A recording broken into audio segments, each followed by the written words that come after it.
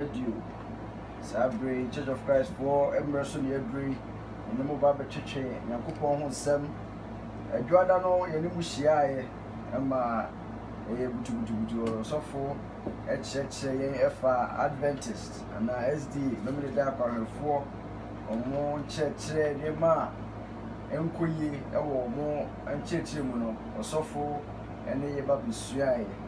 Nanumu and the Yawu Yabia. Or Church of Christ for the page, Facebook also. Now, could be some semi, Nene. So, Michelle, the Econa things also for a best son and son, not what directed the teachings and then Edias, Boasa, Uniano, a Yadisha and the Yesia, T. Upana will be some question, a Yabotre. So, for being young, one on the way day. As you know, Basso upon Sabrina, most of our doctrine is a belief or set of beliefs held and taught by a church, political party, or a group. So did Christ himself give you did Christ himself give you your doctrine for your church? So for question will be say no. Now we will let you can I say on the master of Baby J minimum. Depending on your race, your place of birth, where you grew, how you were raised, how you were schooled, you will always see things differently. So for Baba Church, Amayat, maybe I say, so for her, Nahuka for so Linia Africumsen, Linia Samuel Bain, or Mudina, I crado, Mova Boying, Amayatin and Coupon, as say, Mamma sharing our Facebook, Church of Mudina. Munkoso ana munkuti no branch Church of Christ for mu Facebook one so we live and call it now so one who send me additional risiko for questions ne or contributions bra send you down mo no we beje na ya kan ade amamu bra no so you be bie humana tum na mo de mu semisa ene mo kato so ade aba ansa na no mejai kasamunu ade amaye papa kusi na one ya trust Adolfo Church of Christ and a moti anka ewo akwa be radio shi ye mo nyina jo Nyankopon anhyira mo se enmre mo nyina mo baso na mo ne ebe be hia Nyankopon asem no branch of Christ ye dwumadie ye chonsem bre ana aduro so anenti mo Bible ne bi men na nyina ye hia Nyankopon asem abodwafo ewo ha ye sempa kane poropon ano ne yebesua de yenua woto wusu afide nachi yenua samrobe anso so ate aha onua kumsin ana motumi kasa yi na bibiara wo ne mompae ne nsu Yankopon asem yede wase Abraham Yankopon Israel hene wo a wote so no de asase aya woni ante aso ejepa yede wase enene mrei wona wahwe ya kra ya nipadua so na woma enede atoye enam wasama obeso wodi maye ne de bi ho ne yeba on chen benya dan kwanti ejepa ya dawase nyemobo na fa yamfum so aye ndemu nyina cheye na enmre me Nyankopon bra eba woni ase fo musam maye ene etiefo anyinara na yentumi mfaso ne nyankwaje maye kra bra obaba ana obafre efri asase so ejepa woni ya mashase ewie no yebesa dawase na wo Yesu dem nti amen amen Adolfo Church of Christ akwa ba radio so dwode enmre no nkopem no nsompe yewde enmre no nsia akopem no wotwe ana obomu yan anenti hyanan so papa saa na edwumadie no asitia sa wo pese wo hu ye kira kwan ba bia yeso awurade a kosi ara na pa no nkro kopem awie donko ye hia wo building number 563 is 563 is Monte Heaven ya so sa wo ko building number 563 a obohu ye wo abansoro kosira na pa no nkro kopem awie donko kwere ni mre no nso akopem no nkro tiriye eho ana ehia esom Nyankopon na otu biara Nyankopon ade abadom yan yenua no bebre ebo biase afana nyina eno nti se wo bronze ha yenua no Spanish for ewo ha yenua no Caribbeans ewo ha yenua no aye Black Americans ewo 126 and 127 let us have no aye yenua no Black Americans ewo City of Maveno ye sempe kani Kwame Samson no mo ana wo high place aye abrofo ene akoko a ɛte saa city no emu saa wotwa woni ehwɛ ɛyɛ New York State a baby biara ni hɔ a Church of Christ enie ɛne ti bomodin na to woni na hwɛ baby biara wo bohu Church of Christ ɛwɔ mantemu ɛne mpotemu ɛne baby biara wotie ɔdɔfo a wotie efi no New Jersey onua Thomas Nyako ɛwɔ saa state no mu ɛne ti wɔyɛ kra do sɛ ɔpɛ aboɔ yenua Richie Jemfi ɛwɔ Connecticut ɔbɛkyerɛ baby a Church of Christ ɛwɔ yɛsɛmpa kani na akisi yɛkyia wɔ animre yɛsɛmpa kani ma Worcester Church of Christ ɛwɔ state of Massachusetts mu ɔno nso so ayɛ krado ɔkasa ɛwɔ Golden FM memende animre biara frɛyɛ na ɔmoa ɔdɔfoɔ onua Abraham Kansa sɛ wotie yin a onua ɛwɔ Ohio Columbus yɛnua no ayɛ krado sɛ hɔ ɛna wɔ nko ade a ɔbɛbɔ mmɔden akyerɛ baby a Church of Christ ɛwɔ ɔman mu deɛ America man mu deɛ Church of Christ ɛwɔ baby biara wotie yɛ afiri sɛ wo Canada yɛ kan for Church of Christ amo Italy for Holland Germany and France and Belgium and we are kan for mo nkɔso ɛhwehwɛ Church of Christ kyerɛ kwan anaasɛ mo wo mu a mo nyere mo honam nsum na nkyɛ Yankopɔn bɛsane ana ɔbɛfrɛ yɛ kra Düsseldorf for yɛ bom abaso Belgium for yɛ bom abaso Italy for yɛ bom abaso Holland for yɛ bom abaso mo nyere mo ɔdɔfo a wotie yɛ efiri ɛyɛ Japan yɛnua Charles sɛ wɔkɔbɔ esu a ma yɛnte wɔnka sɛ wɔnkɔbɔ yɛn so a ɛntwentwɛn wo na ase sɛ Yankopɔn ɛda adebagye wo ɛyɛ saa de no mu baako a wode kɔ hɔ no a ɔse ɛnɛ ne ɔdombrɛ ɛnɛ ne nkwagye ada enti wo kɔ hɔ nyinaa ne Yankopɔn pɛ sɛ wonya nkwaprakopɛ na wo hyɛ aseɛ som no na sɛ wuwu a wa mɔdan kwa bɔmɔden wo no abusua muntu saa anamon no ɔdɔfo a wotie yɛn firi ɛyɛ Australia ana South Korea yɛ kan for Church of Christ amo onua a wotie yɛn firi London yɛnua Ebenezer ɛwɔ Great Britain man mu wɔyɛ krado sɛ ɔbɛkyerɛ ɔmo akyira kwan ɛne baby biara Church of Christ ɛbɛn wɔ sɛ wotie yɛn efiri yɛ man Ghana mu a ɔdɔfo bɔmɔden na kyerɛ adɔfo abusua ɛne anuanom na ɔmo mmra akwaba radio so na emu nso Yankopɔn asɛm no Yankopɔn debi hɔ no ɔmma yɛ daa nkwa yɛsua mfrɛfrɛ mu a bɛfrɛ Kristosom mu yɛde Roman Catholic esi hɔ akyerɛ mu kɔnyɛ ɛfa aso ba ɛne nneɛma akyerɛ sɛ ɔmo afrɛ Kristosom mu ɛne yɛtoa so na ano dwode yɛkɔ SDA foɔ so ɔmo so ɔmo nyɛ Jewfoɔ na am so ɔmo di homeda ɛso na Yankopɔn nam ɔmo a Jewfoɔ na ankasa yɛde homeda die no ma wɔn no ɛkyerɛ Jewfoɔ na ɔmo da so di homeda no bra Kristosom ba yɛ ne sɛ Kristosom no Jewfoɔ som no na wie yɛ aba nti munyai ɔmo bode wuro kɔ wiase nyinaa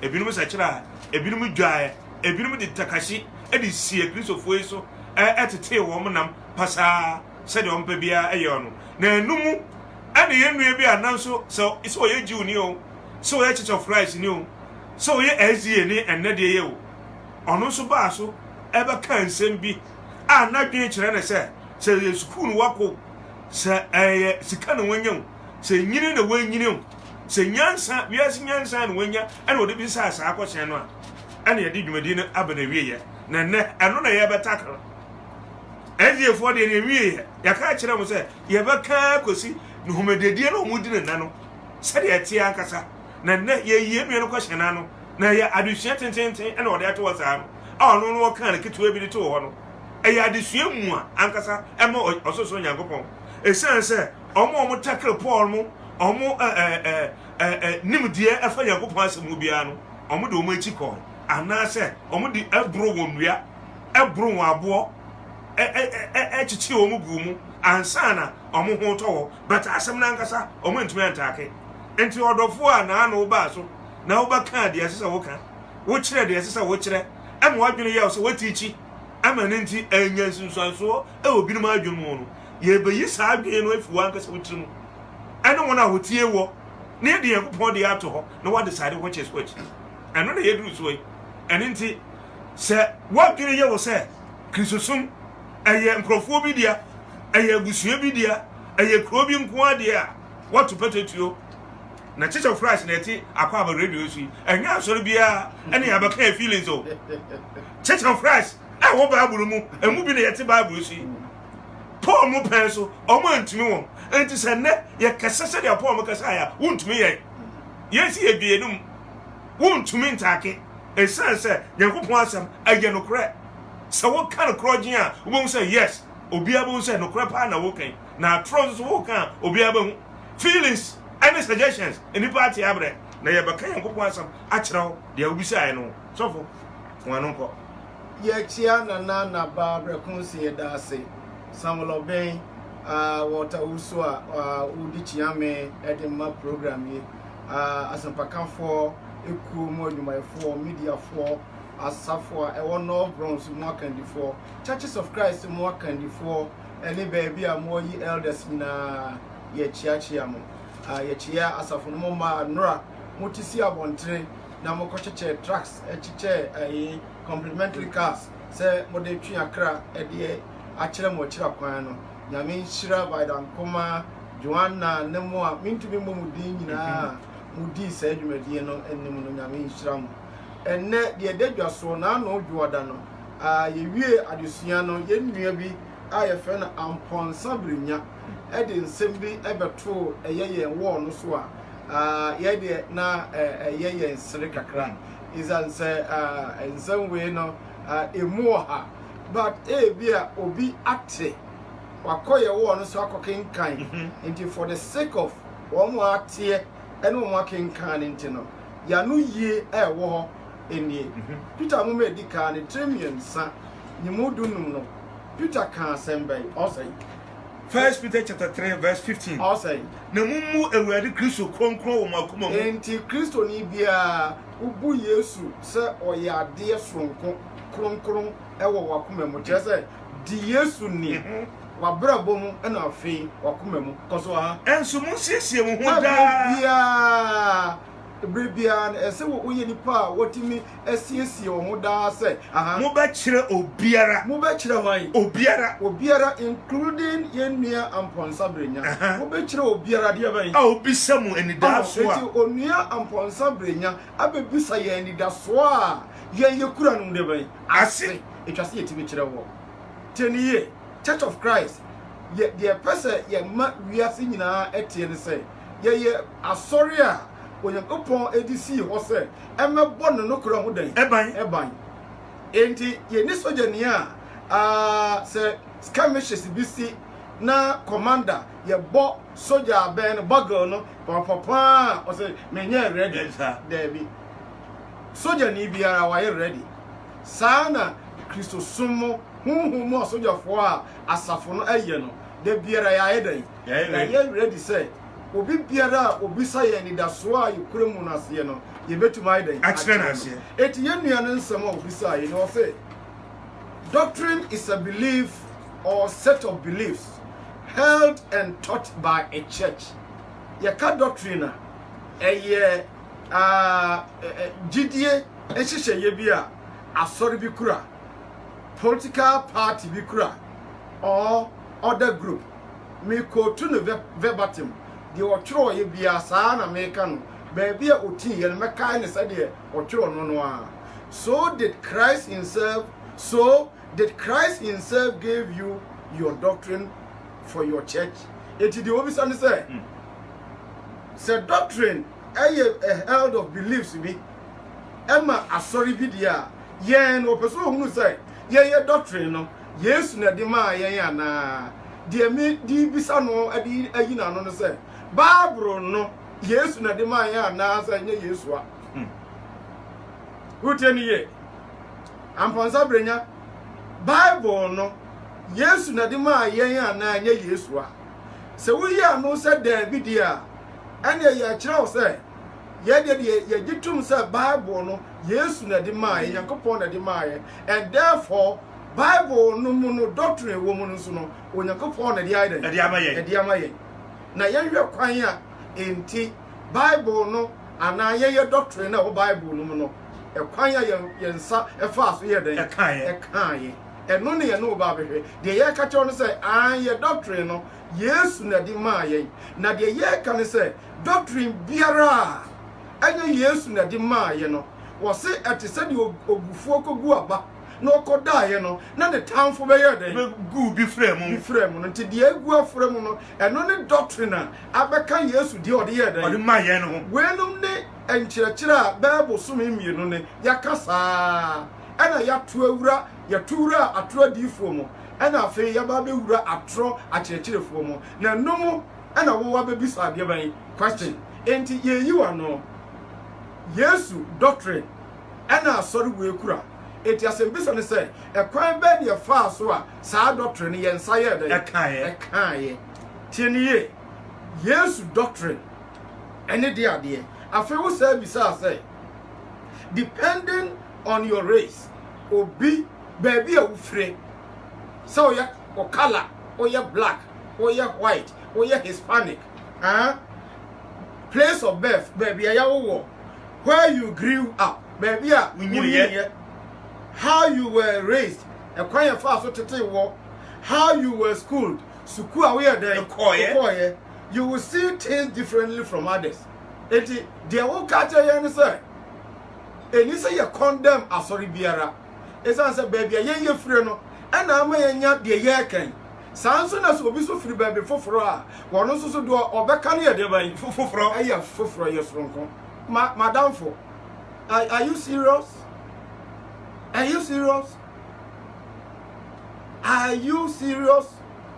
said ye obia beka enam suku a okoye awo a ye wo no baby otena ni said ye zero no and the be determine a nipa ni GDA level and then the GDA lines any the be belief system there any the yemisa won say wo you don't have to claim so you Christian e twasenka wo claim say wo ye comfort not ni sansa me hwe udin no a udin amponsa brenya no wo ye asantene akan ni yenso ye de ne comfort not you utenie enti sasa na wo ka de a eni se wo enka obani ye gi achinye esa say the first place no se wo se ba bia ya wo obi ato and they determine the faith and the belief system there. And again, we have no business talking about Christianity, and you also have no business talking about Christianity. As I said, dear, what can the church say? Mimi no nyina enka Kristo sompo enisi ayede ya ka hu bi ya ba hu bi said ya wo kan say baby ya wo obi no eno na be form the belief system or just or the here. You are begging the question. You are running away. You are throwing dust into the eyes of people. As I said, no kura no person obeji ide. Atumunte. Etwa se o yesa submission no and assertion no. Na tie. You say or say says why was the Apostle Paul having a disagreement with Peter? Tie Paul need your friend say Peter. Disagreement omunya aye no na nya on doctrines no esan say Peter oje Paul ye den etum yankinkan 2 Peter chapter 3 chapter 2 sorry chapter 2 verse 14 and 15 also 2 Peter chapter 2 10 Paul ni Timothy Paul ni Peter wo mo agree ti asem a oka also 2 Peter chapter 2 verse 14 and 15 or say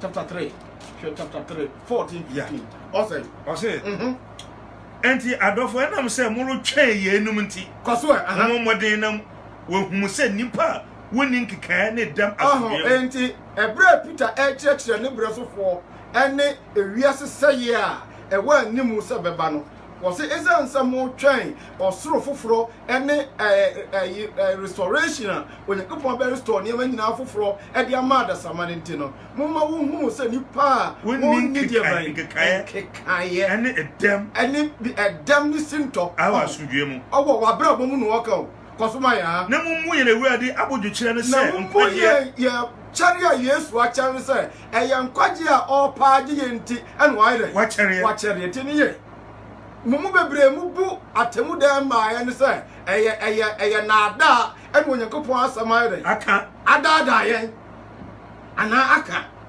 there be Onyankopon say ehu kyare a Yesu akyɛ ne sɛ santia na mmom bu ne sɛ Onyankopon nim sɛ wo wabrabɔ nyanyɛ perfect opie ntam a oba ntam a meme ne wo yenya bi nyedan enko nti ana wakyare amaye koso aha said ye nua Paul said ye nua dofo Paul aha enso de ne nyansa a wodi amano atwere mu no wodi amano no ye dan atwere mu no eti ho na ekasa yi Peter na ekasa ana wo bo ho adin Paul din aha koso koso said ye oye wo ne nwuma nyina oka ye no ho nsem wo mu no enso enti Peter refer Paul no nwoma why dan watwere nyina no a eye Yesu anu mu asem a hon kronkron nam won so yi na di ye den kire Paul no enne abaya Bible no Peter J Paul nwoma ye den atum so where is the disagreement that Paul and Peter ntem no amponsa brenya e wo hefa de to so mi no say Galatians chapter 2 e hono all refer no hono em so work na yerira e agreement na border on doctrine and agreement ya e ye fenim and attitude e attitude it's say wo Peter ye yi a kire wo say emmoa on ho ntie nyina gu kantemu a egina ho ma amamemu fo mo ho nyadan entie ne yesikum na dan edi ana say urade mi free masemi ni ade a ho nyadan entie da no so ne e kire say amamemu fo a omo ho ntie no e bedrum re bia ma no ma dan abomu asome a wo de sa asemi ye yi a kire wo amu akoka no Colenius de ba fie afa dia edru practicals na amamemu fo no ye dan abemu a na ni fenim eni ni panim sura o ye dan osuronti no na o back it off enti enye a disagreement about Peter the Paul them no it didn't hinge on doctrine, it hinged on attitude. Utini ye kai mai ase koso ne kefa ba Antiochia no mi gina nenim kasetia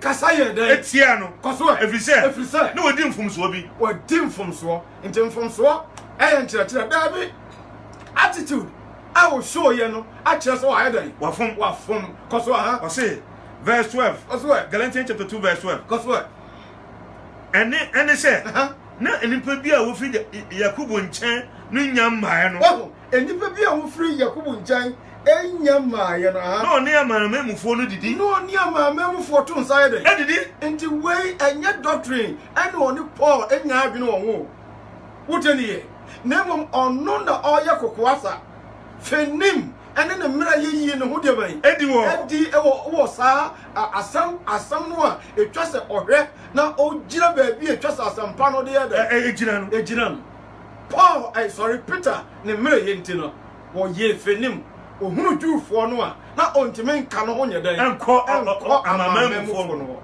uteni ye na when I say disagreement over doctrine it kira say doctrine de edanya beginning from or coming from baby a wo free no and be kire sade ugidie be da eti ye nikwan say ye condemn obia amponsa brenya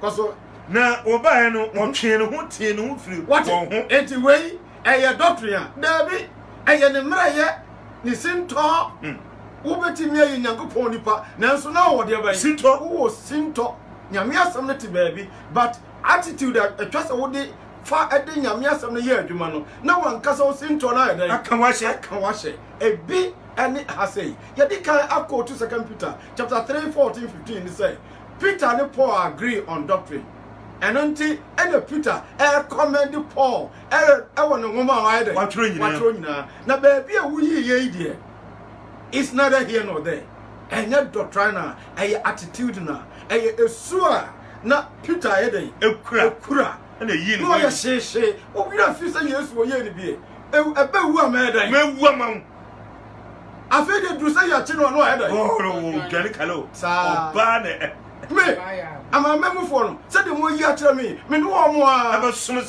saa afi de du for the pia no eden no twino the same attitude no you often say the Church of Christ for extra Bible no. Also the Church of Christ for extra Bible no. no kware na yekura na tie and I say there I say Peter looked at other Christians from a Jewish lens.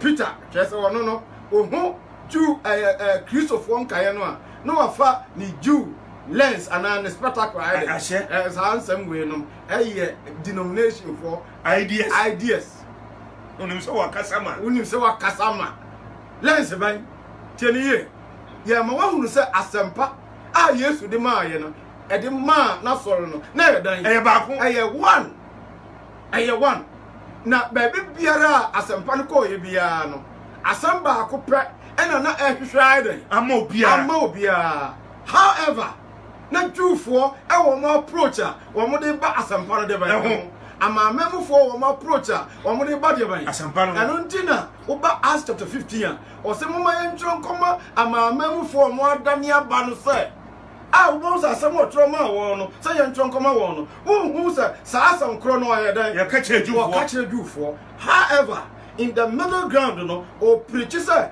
ama memfo nyintum say won abosonsom nyina achi no Yesu abewu ayi ama wo Jewfo nso so emra a wo de bu won ho bem nyina achi a wo ntimi ani so a eche mo ya de bon yefo no Yesu abewu ayi ama wo this is the middle ground order enti ye ni Peter Lensa no de hwe no de hunu Christopher a wo mo Jew mo na o kan sam a ebe favor won sa asem we no owura okotu 1 Corinthians chapter 9 yankwahe on the fire 1 Corinthians chapter 9 verse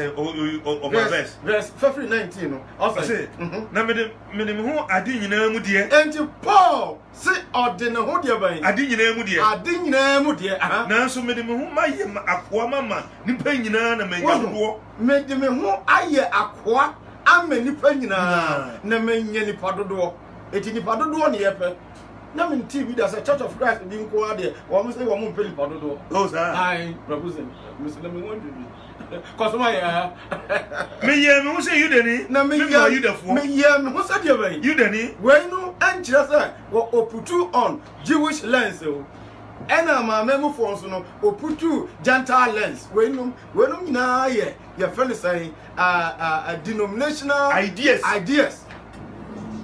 clichés a mo akwan ne na de tie ne say medical atire mu say enipa mienu eno ne ko asoma say yenko ka asempa nye dey enchire won Romans chapter 1 verse 16 no o say mani hu asempa no ho onyankopon tumi ade dey konkwaje mu ema hefo obiara ogidie hwan Jewfo kane ena hefo helafo so na kire say gospel na eba wiase no ba amani posai mienu pe nipa mienu pe se wonya Jew ni a wo ye de ba wo ya mamam ni wonya mamam ni a ye de wo ye Jew ni enti mu nyina mu mienu nipa ahodo mienu no ana wo ntina asampa na de aba asampa na yesa ba ko one but ko nipa ahodo mienu de ba enchen ho wuteni ye but omu biara efiri ba bia odi je asampa ba ko no a enti at the end of the day omu beba be ye setie edi ama asampa no gidie Juni no beba be ye setie edi ama asampa no gidie eno nkyira say gospel ay ka kire eya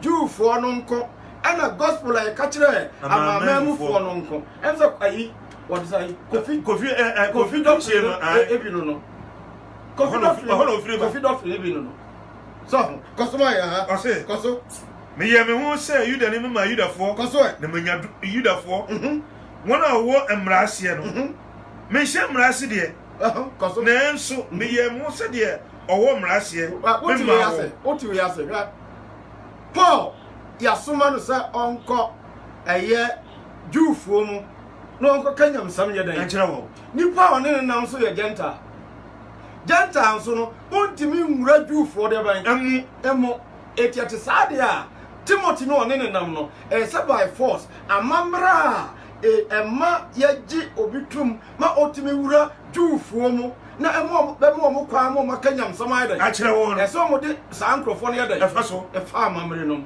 wenti na okana eti oya ade a ebema Jewfo boy dan ato wonyam na wonya kwa dia sampan dan e say without that no wotumi penetrate Paul ni Timothy ntimi nya dan enko aso dem baby kura no me kai say wo say o ma Timothy ene Barnabas ka se omo nyi no mko ele omko yi omuti no mu tua amane uteni ye enti me ye me ho se de owo mra edi ma Jewfo no wentia isan se o ko Jewfo mu se be na won be bie pono ayede amano anya se on botu pono se amama ni di ochi na obewura ye mo kwan enti na twa se o ye de Jewfo no ye de epe na wotimi anya wo.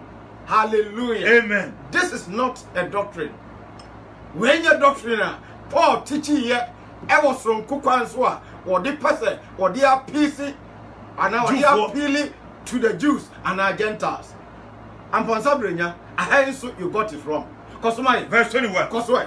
One can emrano. Oh, Bible no chira say emrano ama memu fo nyo den enka ho eno na no ne ye ka no say SDF emma ya ma memu fo nyina Yakopon mra odima Israel fo no wo mo chira ma ye be den e be ka ho Paul nso say ama memu fo mra ne enye den yanka ho it is a sin the ya chiro no say nchire bia etesa say ya ma memu fo nyina no ye sha black and white enko SDF sorry no a contradicting the Paul and therefore science children and flew Yakopon.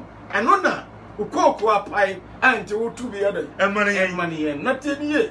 10 years pa outside or say cause what one come run home one more and running your own dear no one come run home me who said yeah won't me home won't said it okay and run home until or come my memory for so not what 20 Jews some night actually now what me and you do for night and my memory for I'm sorry when your memory for it mama yes sir why onimra Nemum Sabana Obenya Afanono Amom Mianuno Abedi Asampa Bakono de so.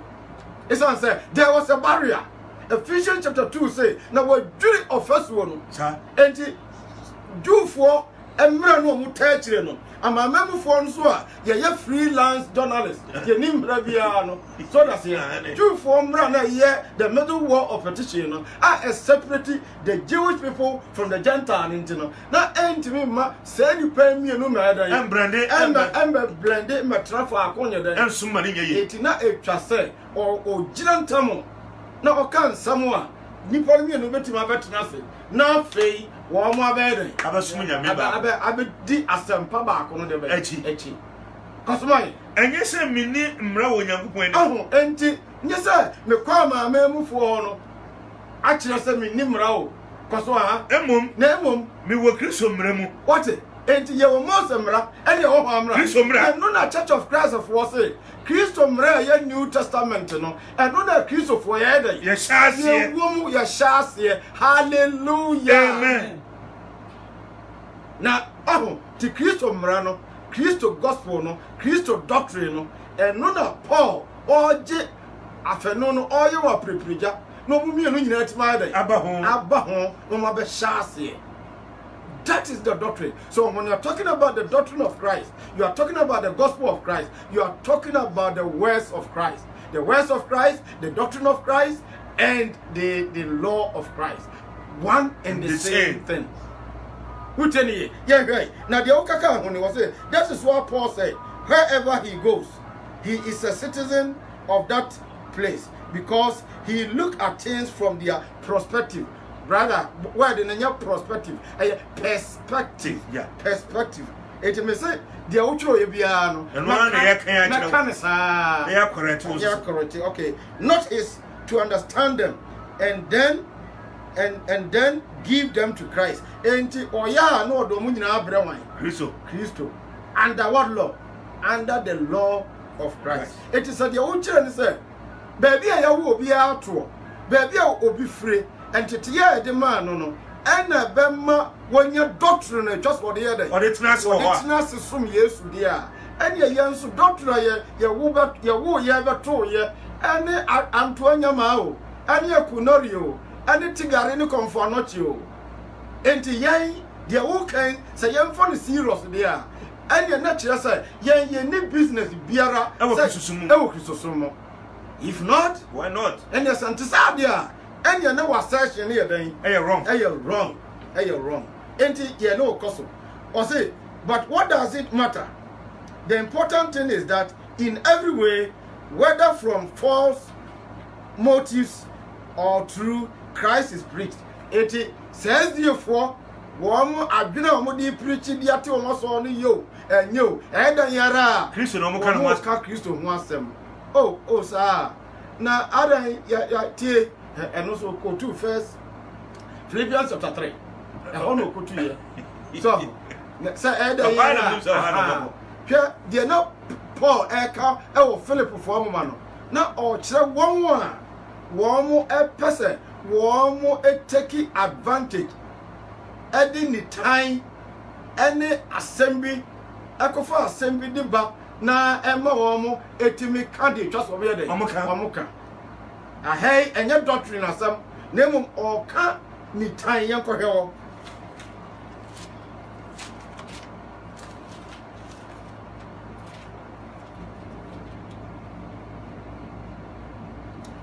chapter 3 verse 17 down also verse 7 enuanum munsuame na monhwe wona wonam saa said de mu wayen se nsususo no na nipa bebre wo ho a manya ho asam enkae na afi nso me di nisuo merika bio se wo ye Kristo asenu no ho atamfo anti sango ko we no ena wo be se wo be so point was e wo so da bio na eyedan yara omo ye Kristo ho asenu ya no de atamfo mpo a eyedan ya asempa no omo aka no kwa bi so obi a oye tamfo no o di min ka nyame asam da o da bio wo tell ye yewe so obi asam ayi Kristo asenu ya no tamfo a se obetumi aka asem papa 1 Corinthians chapter 12 verse 3 12 verse 3 awesome ose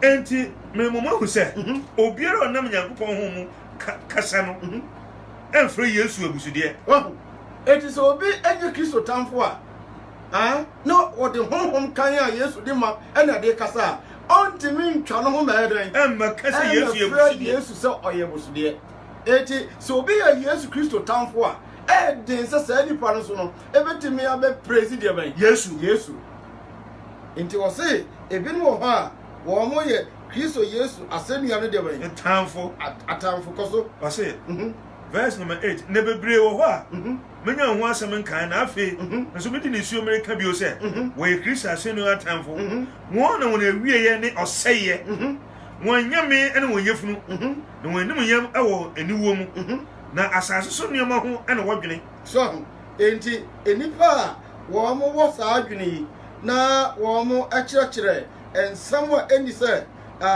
wo mo kirekire no ye ni ho se ye beka se sa nkrofo no eye dan yara asempa no ma dan o mo aka no chapter 1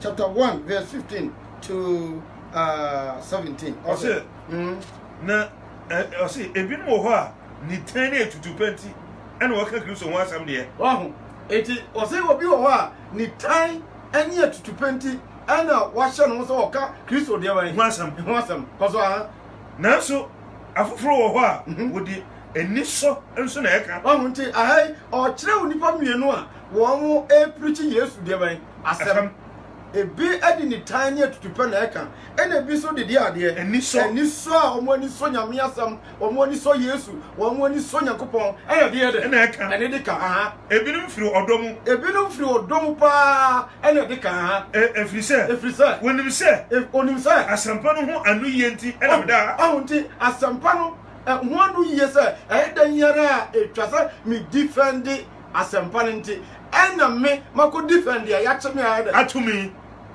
atumi koso na ebinom firi ntukopemu na ebinom de wo mo firi ntokopemu ana obo Kristo din ana obo Kristo Yesu din efrise enye ne konkron so enti ahe no o kire won a wo mo Kristo Yesu din awo ne kronkron de ban eso na mum osusu se wo de ahihia be kame pukire yin so atase chesa me Paul no sa ankrofo no sa ya niama e dia wesen me already porous situation me woman say me da hifa no who tell you ahai enye doctrine asem na oka na oka attitude a ebinom de be ebe take no ebe take no na omo so omo de ye nyame de ben adwuma uche ni ye etemu biara no de wo ka no is neither here nor there enti ubi sase ehefa and a Church of Christ for ye nya ye doctrine ye den efiri na fe wo say ye mani mom nyini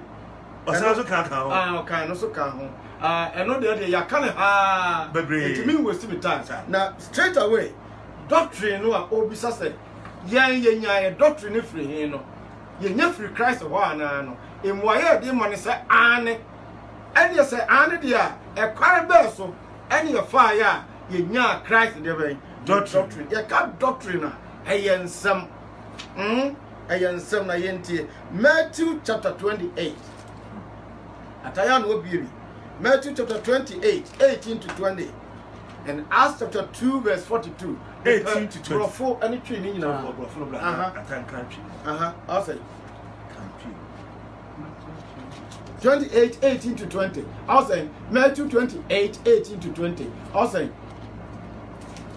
and I brought for no if I ask 242 no brought for no brought for I'll say 18 to 20 I'll say na Yesu ba be kasa kire won se Yesu ba be kasa kire na suafo du mienu no ese wode osoro ni asase tumi nyina wode osoro ni asase tumi nyina edan ama me enti munko ye amnama nyina enti munko ne mumma ewiase nipa nyina wotie ne ye wa wo se ba bia ya wo atuo no e na be determine ba bia ba de obesum emia Yesu wa ankare sao wo se wiase ba biara nipa wo emfa ho ne de wo to ye emfa ho ne school a ko ye ye ma nipa nyina ma dan emedina chi emeye wo no ne de ba suafo ampansa brenya so wate ana eti sade wadwene ye o se ye wo bi to Saudi Arabia de obato ye ne Islam eti mayon condemn no sase do onyine bato ye no Jesus ni nyame Kristosomo nkyerɛkyerɛ no kyerɛ sɛ sɛ wote Saudi Arabia sɛ wote Afghanistan o nipa wo be biara emesom hwan Kristo wote ni ye enti won kyerɛkyerɛ ni saa asahye we no is neither here nor there kosomai na mo won asu ise na mo nya mo wansu ehya eja ne oba ne honkronkron ani oba ne honkronkron di mo na mo kyerɛkyerɛ won se wote ni ye na mo kyerɛkyerɛ won a mo babo wansu ne se oni dia mahye mu nyina so oni dia maiden mahye mu nyina say Yesu de ahyɛde be di jawan na chidifo no na somafo no wode ahyɛde be yɛdan ejawo enti ɛno na ɔmo so atworo a ɛnɛ ekura yɛn wote ne ye wɔn nim sɛ ɔmo ntena hɔ daa enti no baabi a wɔn nim sɛ wɔn de hyɛ a ɛbɛma enkyirima bɛtoɔ ɛne sɛ ɔmo bɛtworo ahɛdeɛ ɛhyɛ baabu no ahyɛ nwomam sanse baabi biara a wompɛ sɛ asɛm bɛyera no kyɛn sɛ nwomam na ɛkɔyɛ dɛ akɔhyɛ enti ɛkwan a yɛfaa so a yɛnyaa yɛ doctrine no ɛfiri asomafoɔ no a Yesu kɔ agya wɔn hɔ na wɔde ahyɛdeɛ yɛ dɛn ɛhyɛ wɔn sɛ ɛma wɔn na wɔse wɔn nkɔ wiase nyinaa nkɔka ne wuo ne sie ne sɔre ɛho asɛm ɛnkyerɛ wiase no obi biara a ɔbɛgye adie no wɔn mmɔ no su na wɔn nkɔ so nyɛ dɛn ɛnkyerɛkyerɛ no deɛ ɔno ayɛ dɛn wahyɛ nyinaa enti deɛ ɔno no ahyɛ no ɛna ma yɛka ne dendenden sɛ obi a ma medi ɔno no ahyɛdeɛ na ɔkɔdi Mose ahyɛdeɛ so a ɔnya nkwa ɛyɛ straight answer sɛ ahyɛdeɛ no ayɛ mmienu ahyɛdeɛ afiri Mose hɔ ɛne ahyɛdeɛ a Yesu sɛ me yɛde soro ne asase tumi ayɛ dɛn amma me obi a ɔkasa authoritatively ɛna ɔde ne didi agorɔ eti ɛno ɛna ma yɛ kasa saa sɛ obiara ma me di Yesu akyira na hyɛdeɛ na somafoɔ no a wɔn nya ahyɛdeɛ no wɔn twerɛ maa yɛn no wɔn a me di akyire no wayira chapter 2 Acts 2:42 also 2:42 also and they were continually devoting themselves to the apostles' teaching and to the fellowship. Enti asona started Acts chapter 2 verse 22 honhom number 1 so chapter 2 verse 1 to 5 and they ahoɔden ayɛ dɛ abrɛ wɔn and Peter wɔdo ɔsoro ahenni nsafoɔ no maa no Matthew 16:18-19 sɛ mede ɔsoro ahenni nsafoɔ no bɛyɛ dɛn ɛbɛma ɔsoro ahenni nsafoɔ no gyina hɔ ma kasa Peter ne bɛyɛ dɛn ɛbɛka for the first time ebie church na no ebie kingdom na no ampa Peter ne dumienu no kasa ayɛ no ɛne nipa se yenye dan ni ayɛ yenye dan kwa no se mo nyina mo nyɛ dan mo sekyerɛ mo na mo ma yenye dan mo su ɛna mpara verse 41 wɔse ni pampem yɛ nsa yɛ dan ɛma ɔbɔ wo no su ɛna wɔse sɛ ni pampem yɛ nsa yɛ ɔmo bɛka dumienu no ho no yɛde ɔmo fiti yɛde Kristo nkyerɛkyerɛ ayɛ dan ɛma ho wote ni yɛ nkyerɛkyerɛ no mo nya Yesu se monkɔ bɔ nipa na so de ogidie no mo na so na monkɔ so nyɛ dan ɛkyerɛkyerɛ no enti Yesu de nkyerɛkyerɛ bi maa wɔn ɛno nti na Acts chapter 2 verse 42 no yɛhunu sɛ ɛbrɛ ɔmo bɔ nipa mpem yɛnsa so wɔ chapter 2 verse 41 no wɔn mo de saa nkyerɛkyerɛ no yɛ dɛ ɛma wɔn no enti saa nkyerɛkyerɛ no ne Church of Christ no nkyerɛkyerɛ saa nkyerɛkyerɛ no somafoɔ no ɛde kyerɛkyerɛ enipa mpem yɛnsa no ɔmo bɔbɔ asuo no ɛno ne Church of Christ nkyerɛkyerɛ no na no na yɛmpɛ sɛ asɔre foforɔ biara ɛde nkyerɛkyerɛ foforɔ bɛyɛ dɛ ɛbɛba bɛfrɛ mu ɛbɛba bɛkae no ho sansa no nkoa ɛna firi Yesu hɔ Yesu so na yɛagye nkwa baabi ɔfrɛ no doctrine Greek mu no ɔse dogma doctrine wote ne ye teaching eti ɔmo de ɔmo ma asomafoɔ no de bɛn nkyerɛkyerɛ asomafoɔ no teaching no wɔn nya firi hɔ hɔ Matthew chapter 28:18 no monkɔbɔ wɔn asu na mo nkyerɛkyerɛ wɔn sɛ ɔdi deɛ maa de mahyɛ mu nyinaa eti nkyerɛ sɛ asomafoɔ no Yesu de biribi yɛ dɛ egya wɔn ɛhyɛ wɔn obi a ɔmbɛbɔ n'asu no wɔn mfa saa deɛ no yɛ dɛ nkyerɛkyerɛ no eti twɛ sɛ toa soɔ na no na yɛhunu sɛ ɛberɛ a ɛsane yɛ a ɛkorɔ no nneɛma bi abɛhyehyɛ deɛ bɛyɛ mfimfini Ellen G. White akɔfa foforɔ aba ɛno ɛna yɛkyerɛ wɔ no eti right from the day of Pentecost asɔre no baayɛ no ɛyɛ asɛm ɛne emu ehunu de ɔyɛ asanteni ɛyɛ asɛm eti obi biara a ɔyɛ ne ho te sɛ deɛ asɛm a describe asantefoɔ no ɔyɛ deɛ ne ɔyɛ asanteni obi biara a ɔyɛ ne ho te sɛ deɛ asɛm a describe mfantefoɔ no ɔyɛ deɛ ɔyɛ mfanteni te sɛ kumsentie sensenfoɔ no o ti pa a wo sɛ ɔyɛ bia so ɔte enti asɛm ɛna de asɔɔ ne ba asɛm no nso deɛ fɛ ne doctrine no eti wo bisa sɛ yɛnya yɛ doctrine no wɔ here yɛnya firi Christ hɔ ɛbrɛ a Christ de ma asomafoɔ ɛna asomafoɔ no atwerɛ ɛna na yɛyɛ dɛ yɛkenkan eti deɛ Yesu de ma asomafoɔ no a ɔmo twerɛeɛ no sɛ mekenkan a me ne asomafoɔ no nyinaa bɛyɛ deɛ bɛn adeɛ korɔ eti asomafoɔ no yɛ Church of Christ foɔ a me nso me yɛ deɛ bɛn Church of Christ ni nɛ Church of Christ ni nɛ if not why not ɛkwan a church no doctrine no ɛfa so baeɛ no John chapter 8 brɔfo ɛne twe verse 54 to 55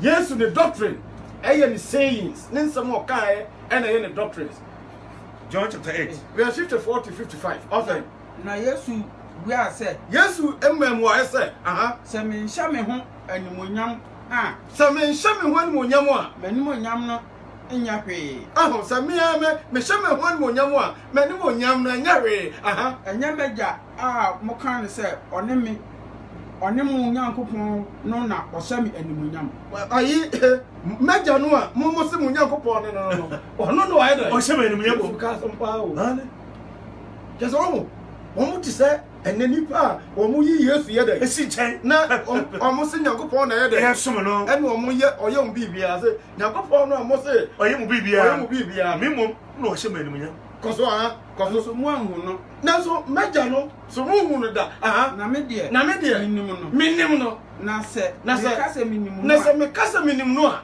meyɛ ɔtorofoɔ te sɛ mo meka sɛ menim no a na mabɛyɛ torofoɔ te sɛ deɛ bɛn mo kɔso nanso menim no nanso medeɛ menim no na madi n'asɛm so wate nti deɛ na ma yɛhu sɛ obi nim Nyame asɛm enti deɛ na ma yɛhu sɛ yɛkura Yesu ne suban ne nkyerɛkyerɛ n'asɛm ɛse 55 nasi okay anka bro ɔsɛ if I glorify myself, Koso. my glory is nothing. It is my Father who glorifies me, of whom you say is our God. Koso. Verse 55. Koso. And you have not come to know him, but I know him. And if I say that I do know him, I shall be a liar like you. But I do know him and keep his word. Oh, it is the word. The account doctrine, you are talking about the words of Christ, the teachings of Christ. It's as will be a teacher. They have the final number. Words, kasa. It is brand new use kasa.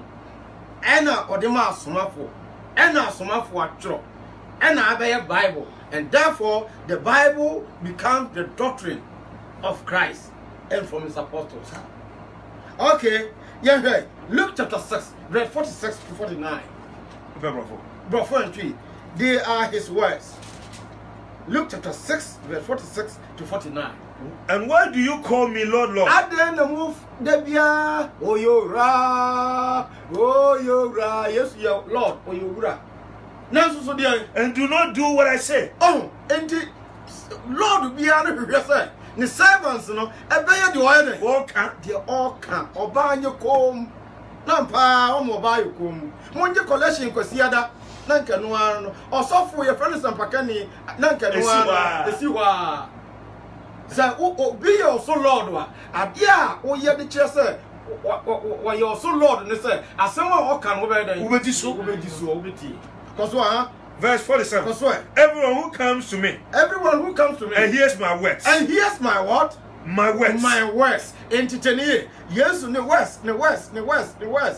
You be who one, you be who was smart for not true no more. You be who was smart for no num. Because and acts upon them. Now all acting upon me words, no. I will show you whom he is like. Now me say you pano. Ebe chiramo de enipa wa eden. Or you or senon. Because verse 49. I see verse 49. But the one who has heard and has not acted accordingly is like a man who built a house upon the ground without any foundation. Yeah. So the words. Any idea? John chapter 8, verse 26 to 29. Chapter 8, verse number 26. 26 to 29.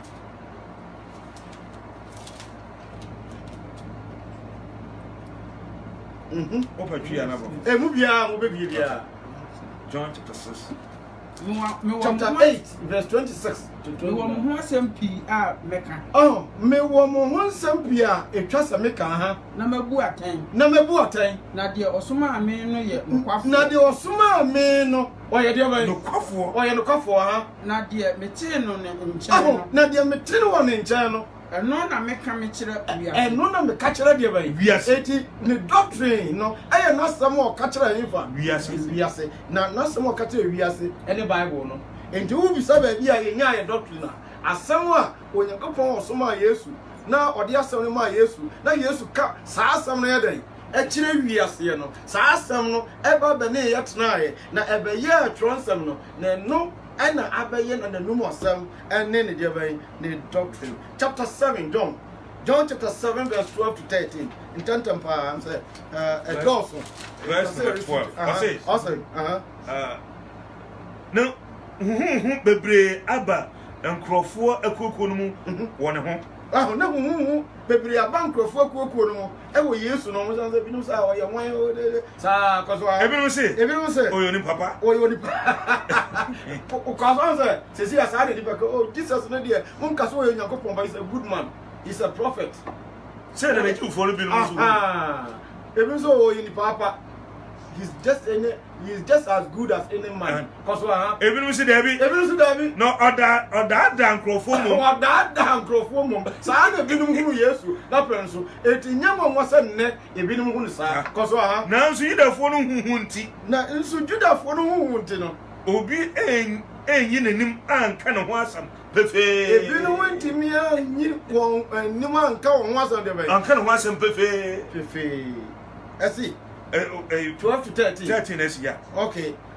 His doctrine, his words, his teachings, they are words. 2 Timothy chapter 1, verse 13. 2 Timothy chapter 1, verse 13. Chapter 1. Now, verse 13. I say. So nsɛm pa a ɛyɛ a wote no me nkyɛn no nhwɛ so no mu yie Brofo me brofo. Now at also be Luke chapter 4 verse 32. Luke 4:32.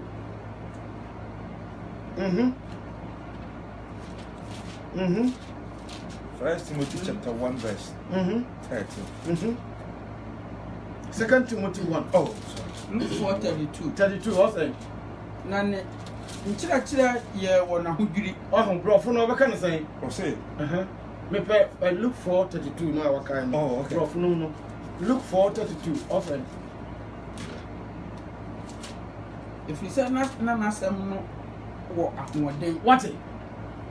Ne nkyerɛkyerɛ ne yɛ wɔ ahodwiri is say na ne deɛ bɛn. And nkyerɛkyerɛ yɛ deɛ bɛn. Ɛyɛ nsɛm. That is the point. Astonished at his doctrine. They were astonished at his what? Doctrine. For his word was with power. But because doctrine is words no power And and no the be and they were amazed. They were amazed at his teaching. For his message because his message was with authority. It's a message, teaching, doctrine. One and the same thing. Now me pede King James na version na water a calm his doctrine and his words were with power. So it will be saying your doctrine is source. Your doctrine is source no every Christ or you nyame ba no a ya gem kwa no na samo di ja asomafo no na asomafo no so atro e dia maye no and no and na ye asamo a e kura de be to me na eye your doctrine. You shall be judged by the word of Christ. John chapter 12 verse 48. 12 verse number 48. Or say Deɛ ɔmu me na ɔnye me nsɛm no nsɛm no a ɛyɛ doctrine no so be a momentum no na yɛ me doctrine no a no what deɛ ogu no atɛn nti so wo se wo nni na wo mu nsɛm no a wo benye obi a ɔkyerɛ bɛɛ dan obebu atɛn na deɛ me yɛ agye nkwa ɔkyena bibi bɛba bebu atɛn di adeɛ asɛm a maka no nsɛm no a yɛ doctrine no a maka no ɛno ara na ɛno a atɛn ɛdɛ di akyire enti amponsa brenya sɛ wo yɛ no abɛgye doctrine na dia yɛ na bɛgidi sansa the same words na what you hear say wobetimi akwan afa ho say no matter in spite of baby a yawo obi any say the serious no and the better the belief system no what shada so that's here eti boapayo wo yire wo ho no hwehwe doctrine no na wadi akire anyankwa ye ne ntem san say eno ane nsem a da bie be da ebebu aten afi ye hwe one doctrine no one doctrine one ye look Ephesians chapter 4 verse 4 to 6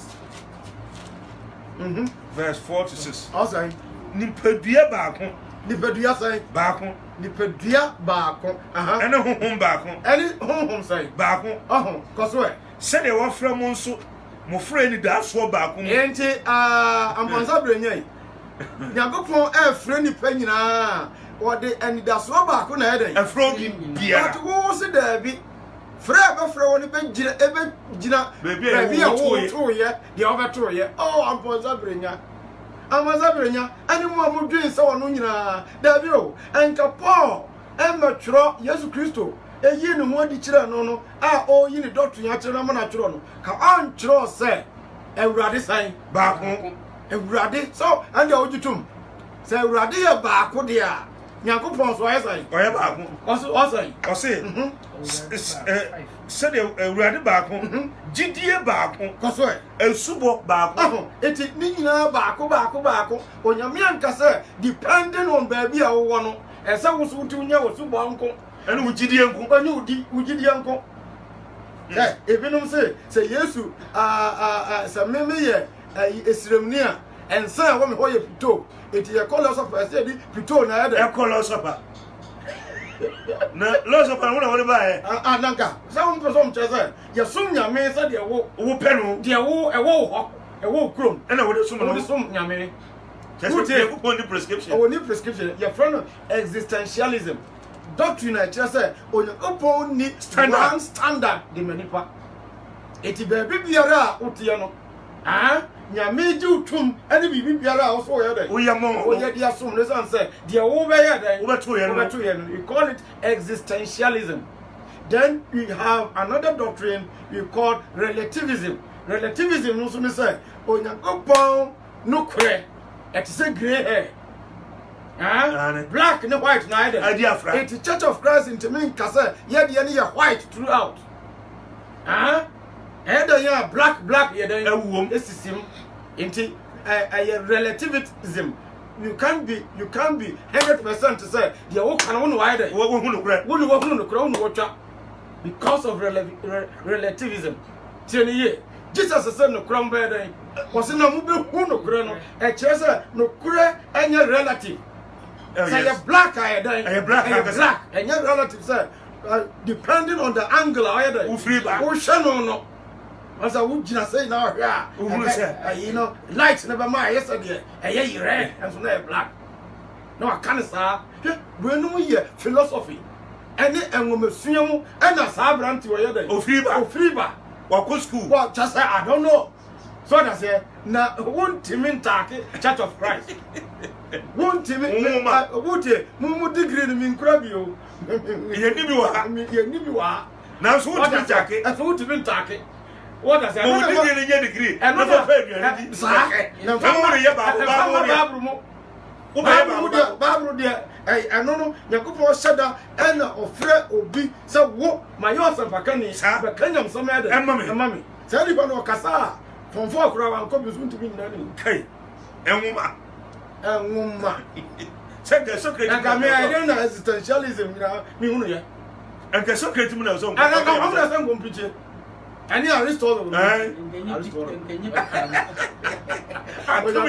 activities. Oh, you know, 1, 2, 3. Yes, you know, so, what's it your way? A radiba, or say, also, a radiba away. So, you say, radiba, one. Only, GD, Bab, and a trust we are independent now. So, if we saw the radio, who for a santimemo, who free here, Yana.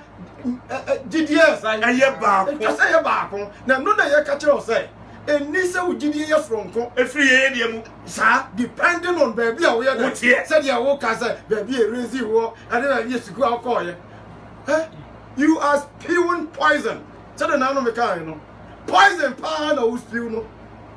Oh, you go home. Episode, you are independent, and you're one. Near imagining it, what to work with him. What to work with him? Emma excuse. Emma reason say. Obi abetima ye di ope depending on baby where they. We are wo to ye. We are wo to ye ne said ye sitete wo.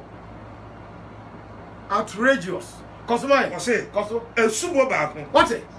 E to say ni pa be wiase nyinara. E bo su ba ko be su ba ko tene ye. Onu de ntia ye frɛ ye nyina say ye Adam asefo. So Adam and Eve were the first couple. You born one moon depending on other Efraba. Eti Esua Adam ne how kura no. And no na Adam asefo nyina either. Ye grey.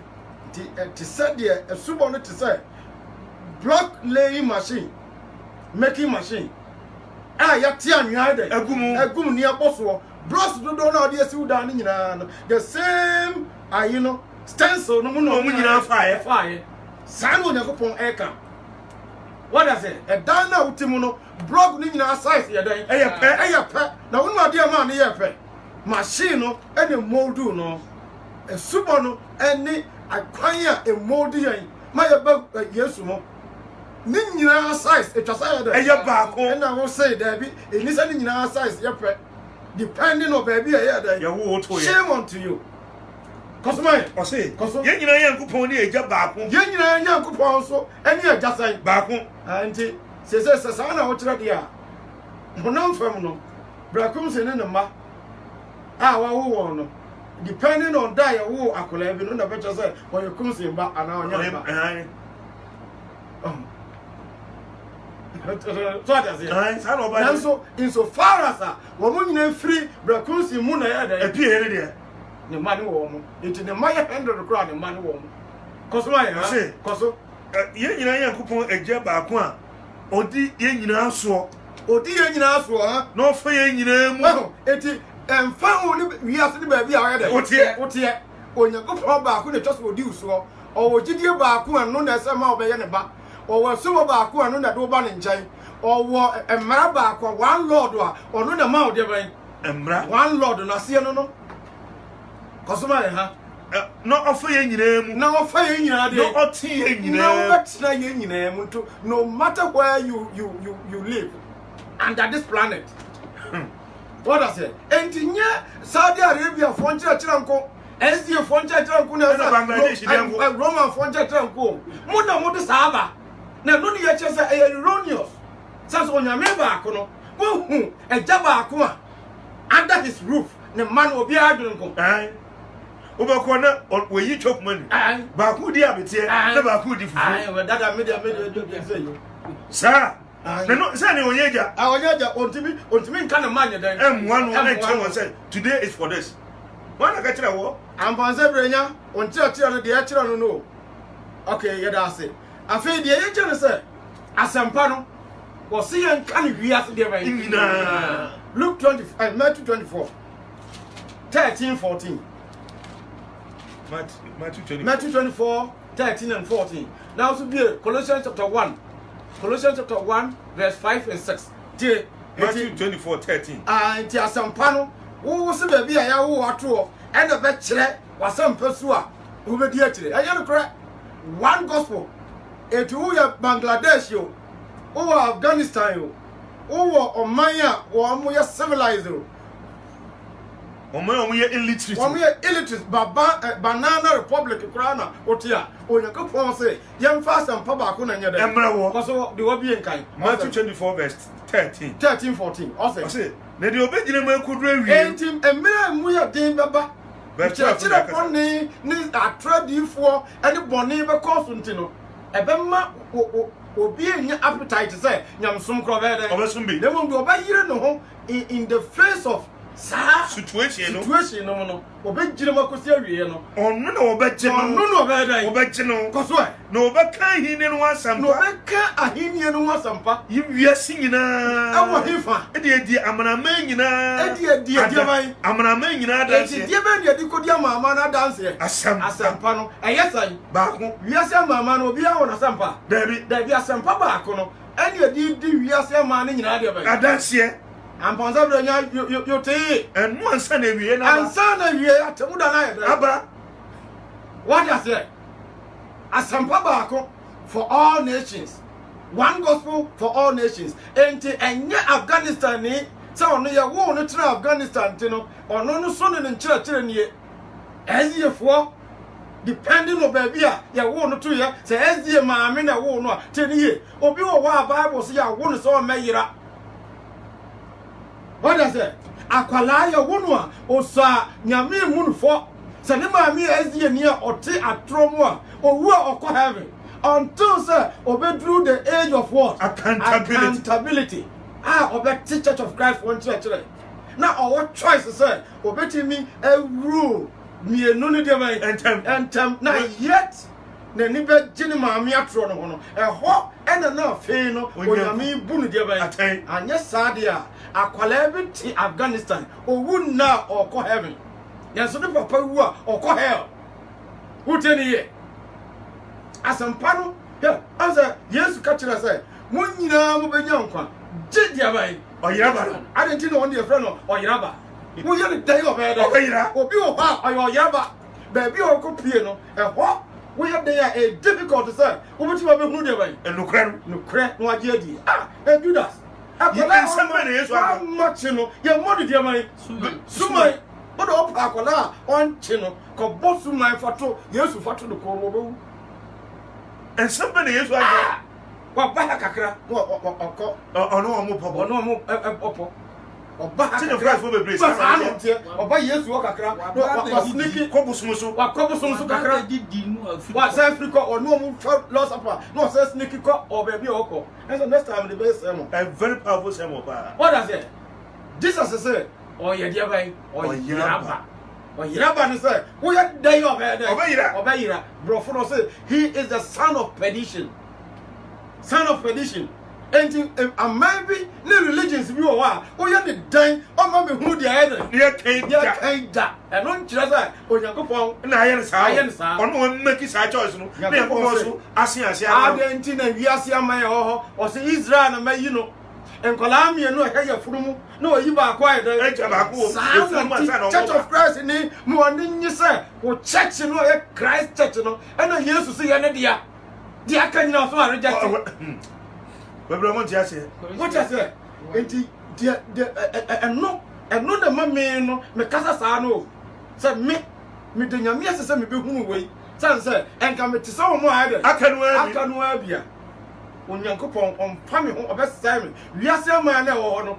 Philistine for any Amorites, Moabites no. Say wo ku wo mo sa. Keke. Hanom So na Israel do born mo dey. No ho ban Say so no wa dey. wo chusu no.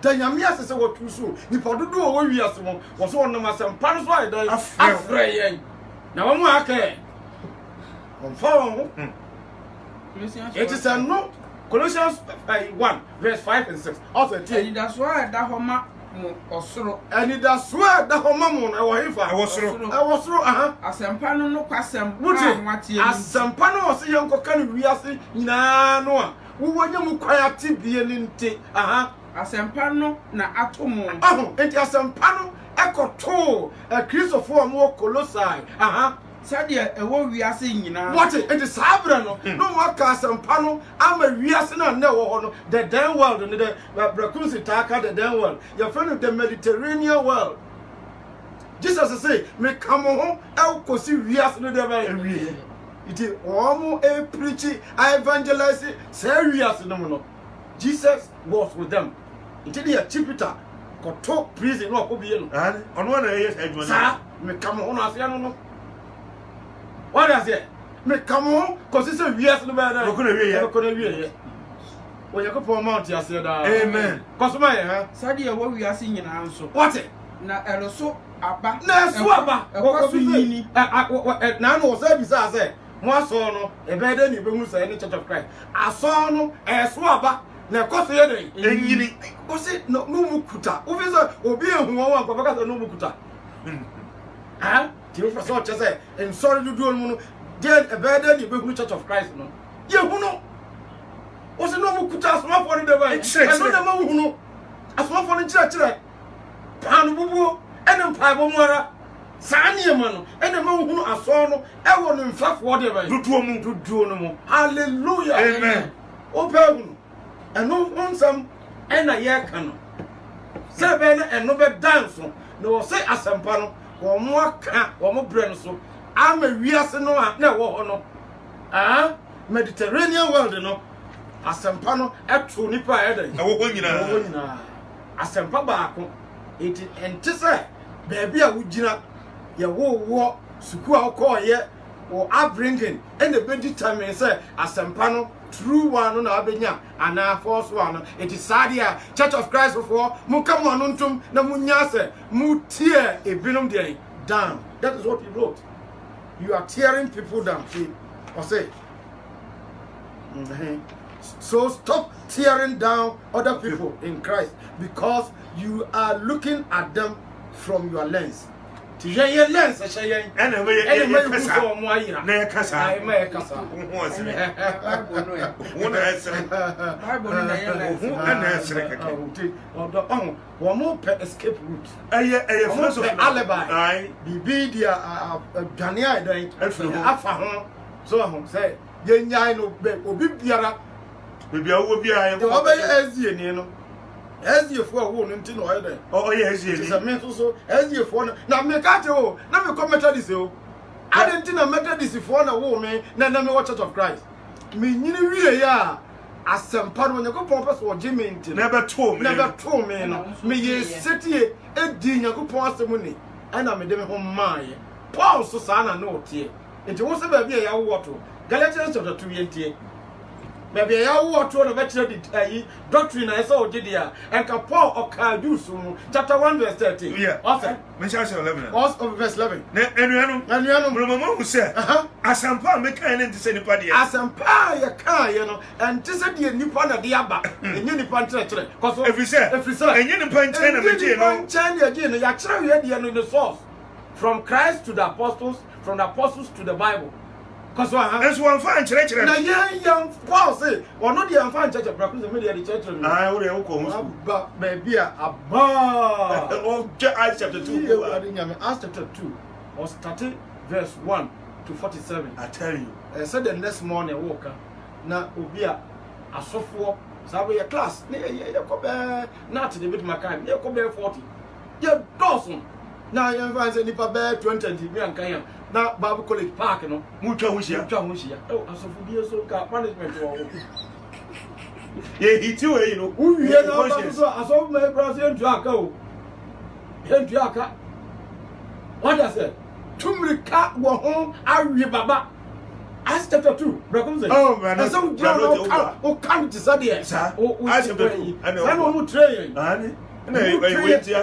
Some my casa verbatim and spontaneity. Some my quote to us, some no. Manosa, Sababu, you won't pour. No more to tea. Because if you say, any punch and any punch and yes, one fine church. No moment, yes, to Christo, dear lad, yes, to Christo, dear enemy, because no matter Abraba can never empty. I am Ponsabrina. I can't hear sorry and now Paul Akron. I know what come I say, no matter Abraba can never be born. You the force soon. Ain't it your Church of Christ and you would do some. Now, no, ye be say SDA and you do someone now. And I said, because Babu can SDA and you Babu SDA you Babu. Ye one more you do some and also about it by the Somebody and one can't enjoy SDA. Babu even as you. Oh, for who do me that? What does it? I can't. Abraba. Never born you the force whom until someone did Kabaya and Sana, Church of Christ, neighbor. Yeah, for this, a Jew for some. No, year Casse, Jew for some. I just said the old Casse, a Santa for some. Now, say I'm going to name Rabbi. Huh? Oh, Casse, as I'm going to force some. Now, say Santa for Kobe. There you. Nay, or maybe the way a dear may Israel do for dear. Now, no, your church, I say, and from Swa SDA 4 year back on. Say, yeah, Israel for no. One more may obey your way. You the 4 by force. Now, so if you didn't put here, so I have to afraid. Yeah. Do that, dear Nayasu. Yes, dear SDA. No was how we are trying to global. Babu no can you the first man. I say, most America when they are both be Mata. Oh, can Peter say, oh, Cassa, oh, can you go Pwasa, Cassania go Pwasa. 1 Peter 4:11. Who did Rakuza Cosuma? What to turn on? Cosso said, yeah, or say, you the force who said, yeah, Metata, Yankupon Safo. A man bro so I want to bro do some no more. Na asori bi so ya da. You mean race dia. En kasa asum we. E ho de wo Paul ya da. So ti asem wo ka. Say. Me na me nyankoso. You the force mu chen. Me ti penfo bebre mabusua mu. Koso.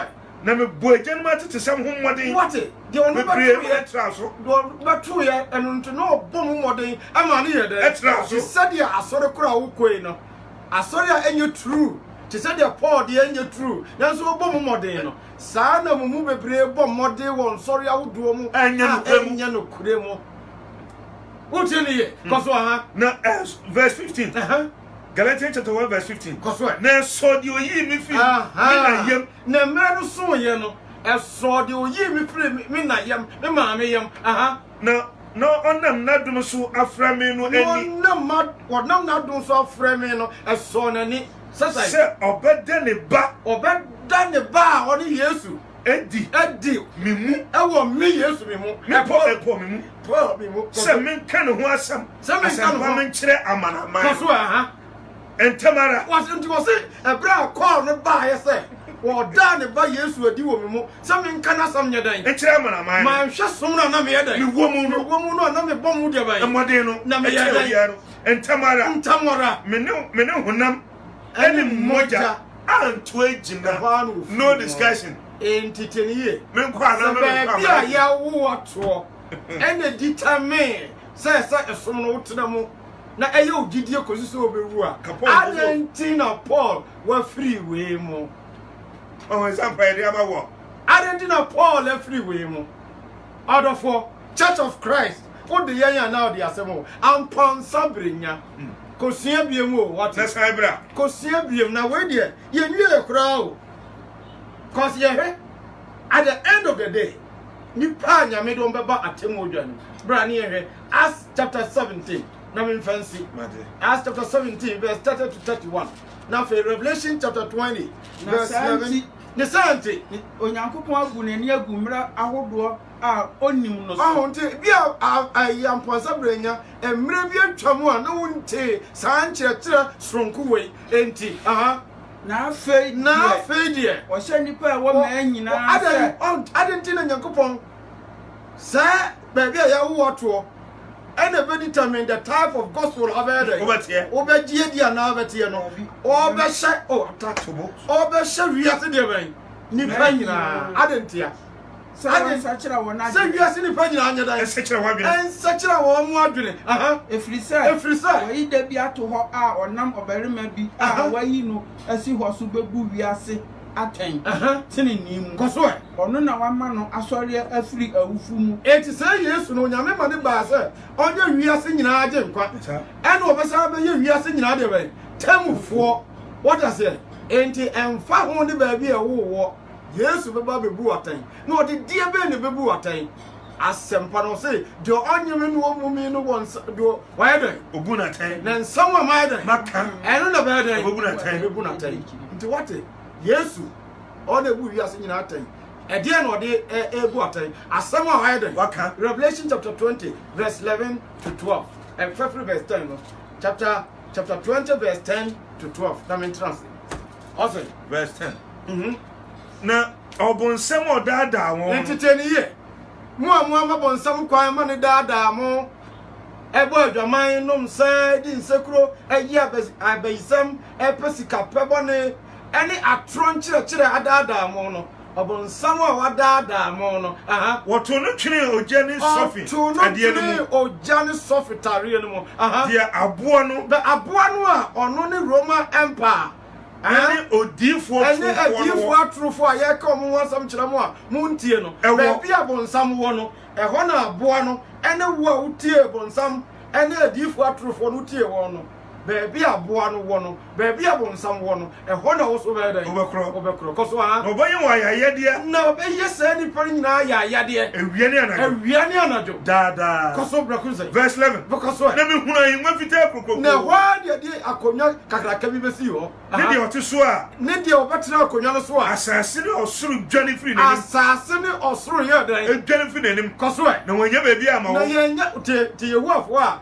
mo se asase we be sa ye bi no yakofo se da odi ne judgment seat de besi ho no asase we ba da ebe firi ho be dwane a enya ba bi nya da enyina na ase obesiesie no foforo sansam we ena Church of Christ ye ma hunu atra asori bi ye de ekura koso ha verse 12 koso na me hunu ewufuo na me hunu wo ma ye de ewuo koso enketo ne akase so wu wo hefa Afghanistan yani wu wo hefa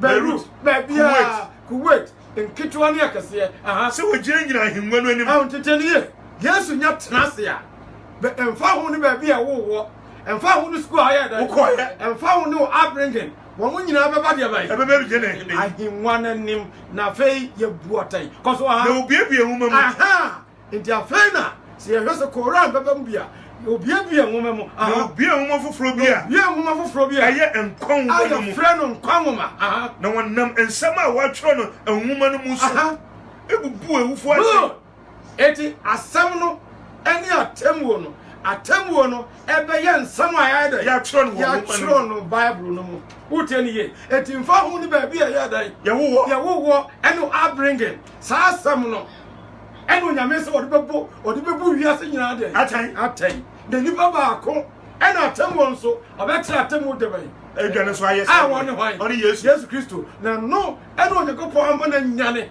afra wufuo mu edi adanse ese nipa nyina no matter your school no matter your race no matter your upbringing say nipa nyina anyi Yesu ne nasam ene doctrine nyada en so obisa ya Church of Christ the entire my kan ye kan ye source ni ye doctrine no efri Yesu a opa dumie no no de nasam ma won na dumie no nso no o kan sa o montro so eno de yankai Ephesians chapter 3 verse 3 or say asama metro akire Paul no trosha momem Revelation chapter 1 verse 11 or say di here me here John trosha momem Jeremiah chapter 30 verse 1 to 2 or say and asama me here akire wono troya de ehya momem de ye nya enwoma no Peter say so be can someone man can say in some no ya trasha no so be so somo on some sa ahode a Onyankopon ahode ni nyina describe ano no nam so acho Onyankopon nyam cause Church of Christ what cause Church of Christ o se na mo be hunu no kure no nam no kwa no amwa ya de shi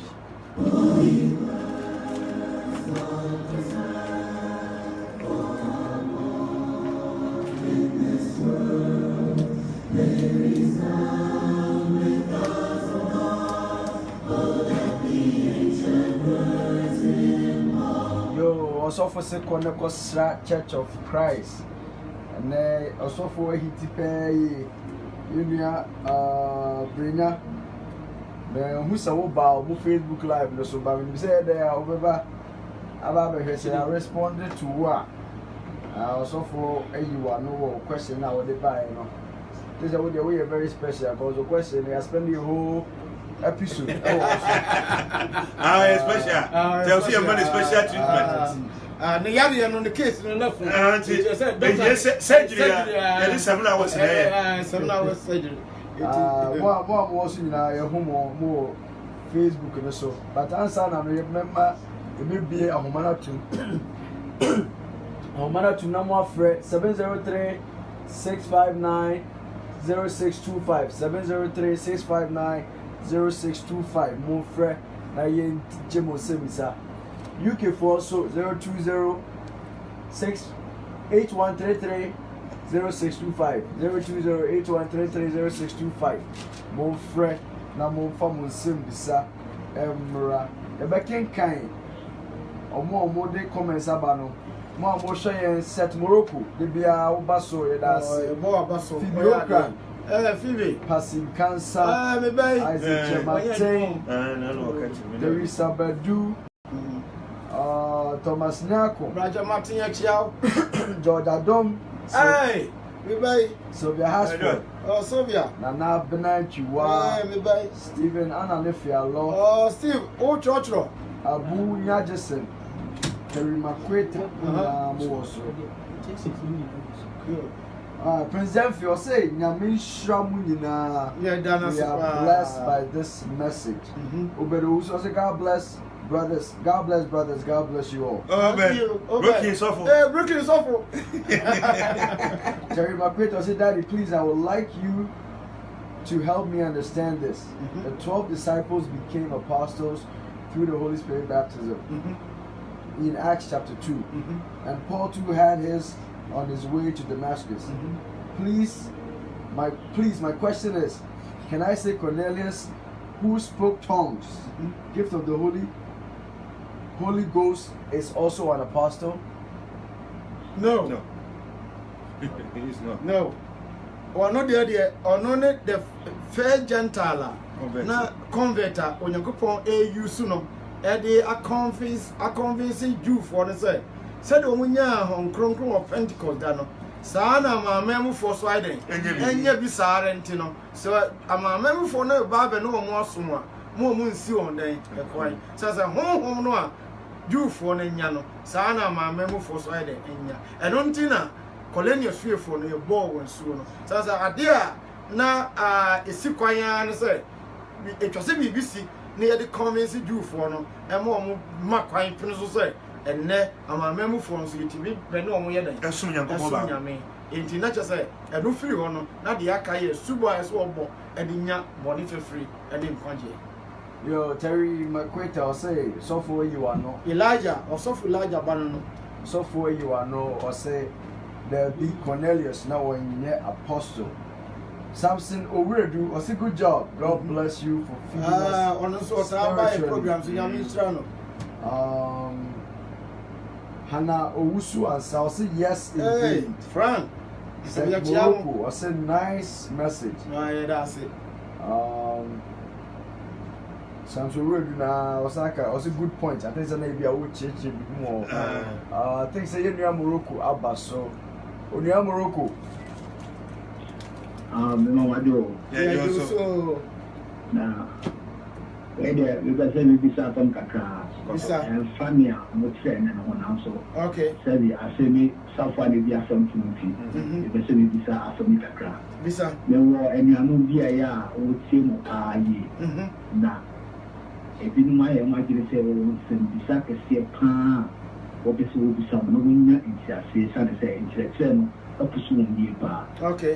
nanso ɛyɛ ada a wɔpɛ sɛ wɔbisa asɛm no na akɔyɛ sɛ bi a mo treat a specific topic bi eti no na question ne fa topic no ho sɛ ebi a mɛfa no sɛ na wɔtwe twɛm na mo de bibi aba ɛgye sabat no nanso na ɔmo so wɔ question bi ɛfa about tight no and that was the first time me mani tie bi na no saa no na ɛpusu nkakra sɛ osuo so be friend will be question about ebi a tight because ada no ti sabat na onipa saa no ɔtumi bi sama mo sɛ de bia da no obetumi afrɛ mo nyankonya no obetumi afrɛ mo bisa mo question bi a ɛfa mo kyerɛkyerɛ ho anaasɛ mo doctrine no ho anaasɛ sɛ ne saa topic no yɛ treat a ɔntumi bisa mo question anaa Obetumi yɛ kura yɛ pɛne saa afei so bɛbɔ ma ba so ne ɛnɛ sɛ ne quotation bɛba wɔ adeɛ no afɔ no ɛboa yɛ yie paa nti no ɛyɛ anɔma yɛ ne saa ma ɛna yɛ a yɛbɛ akyire no yɛtumi afɛ kyerɛ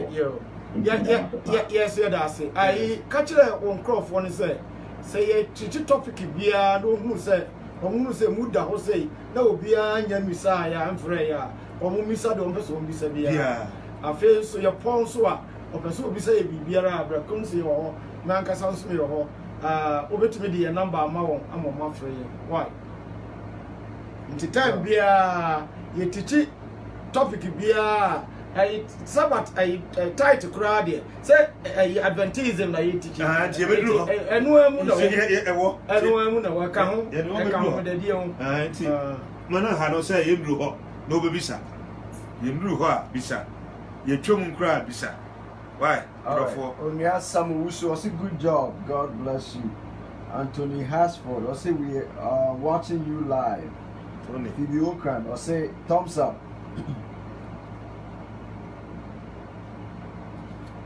Stephen Boahin, I say God bless you. Thank you, bro. Joe Cole, I say I'm watching you live at Takwa Mercury Church of Christ. God bless you for your good work. What you have lost in your body, because of God's words, He will restore it back. Amen. Amen. Thomas Nyako, I say frustrated people don't want the Church of Christ to preach doctrine. Because they can't take it, but it wouldn't happen as they wish. Francis in Ketsia Arthur, I say hello. EK Nyame, I say thumbs up. Thank you. And now Kwesia Suji Abo, I say real Bible discussion. And also be I say Düsseldorf Church of Christ salute. Düsseldorf. So for question nearby, nipa ne say na wo kase or yeraba.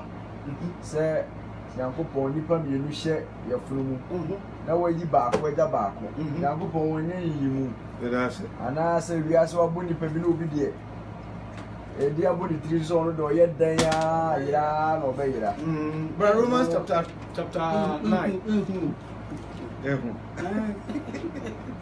Romans chapter 9 verse Verse 6 also. Verse 6 no say. Na enye say ebia Nyankopon asam no mu atu. Every say enye wona wo firi Israel mu nyina na wo ye Israelfo. Kaso. Na so enye say wo ye Abraham asifo. Enye say oye Abraham sifo nti. Won nyina ye Abraham ma.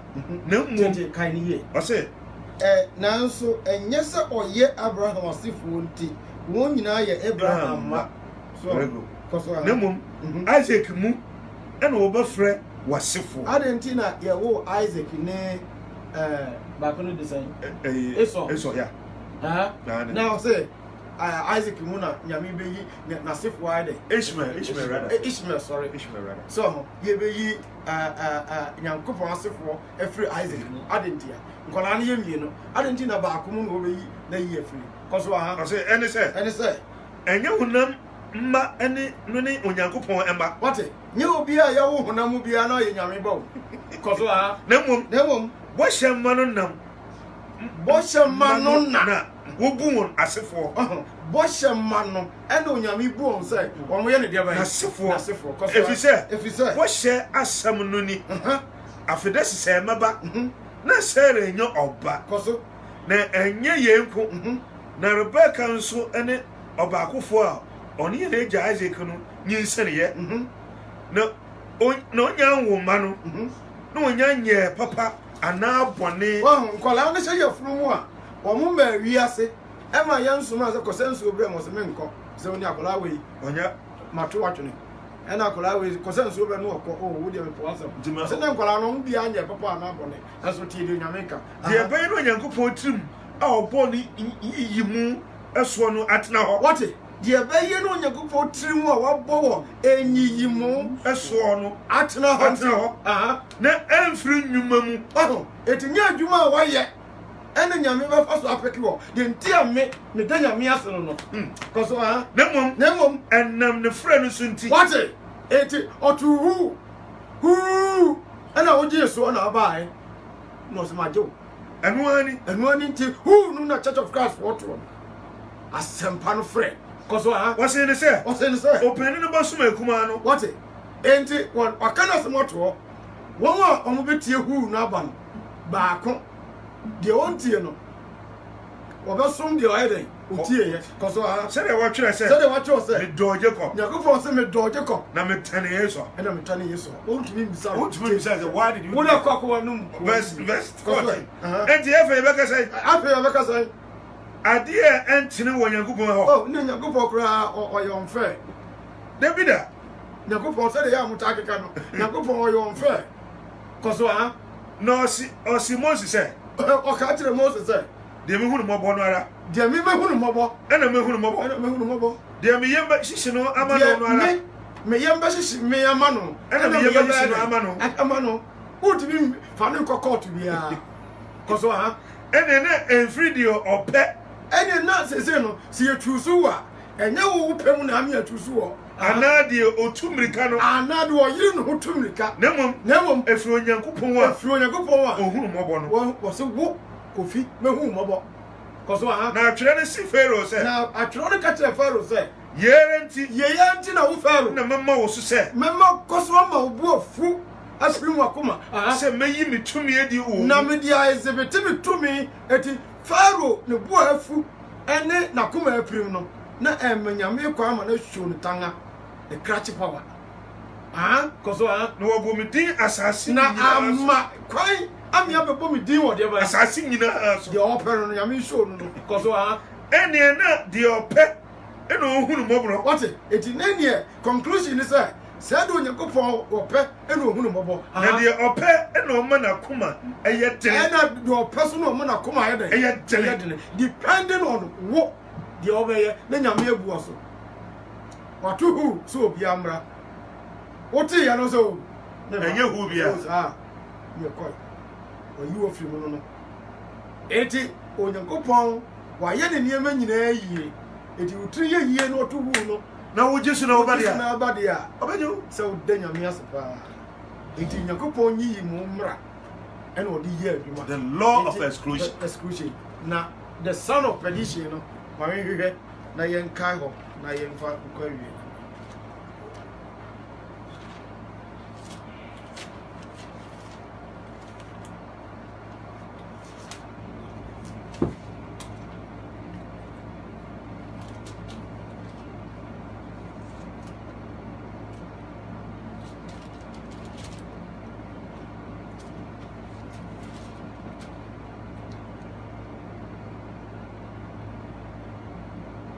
Bruh, John 17:12. Okay. 17 verse 12. Mm-hmm.